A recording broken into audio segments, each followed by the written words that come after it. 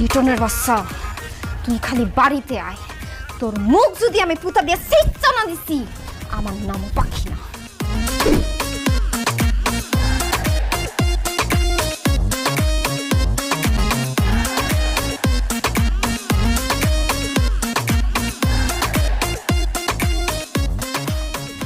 ভাবি ভাই আল্লাহর দয়া লাগে, লিটন তোর আমার কাছে টাকা ধার চাইছ না ভাই।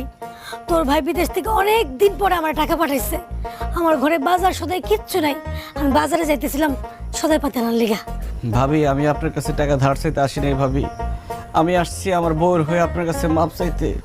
আমার বউ যদি আপনার সাথে কোনো অন্যায় অপরাধ করে থাকে, মনের অজান্তে যদি আপনার মনে কোনো কষ্ট দিয়ে থাকে, তাহলে আমার বউর আপনি মাফ করে দিয়েন।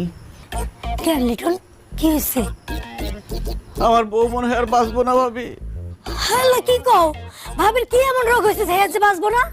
আমার বউ প্রেগনেন্ট হয়ে গেছে, ডাক্তার বলছে বাচ্চা হইব, অবস্থা খুব গুরুতর, হয় বাচ্চা বাঁচবো নাহলে মা বাঁচবো। হ্যাঁ লিটন, তুমি কি বলতেছো? কয়দিন আগে না তোমার বউরে আমি দেখলাম, তারা দেখে তো আমার একটু প্রেগনেন্ট মনে হয় নাই। না না ভাবি, তখনও প্রেগনেন্ট ছিল। আপনি মনে হয় আমার বউয়ের পেটের দিকে তাকান নাই, এই জন্য বুঝতে পারেন নাই।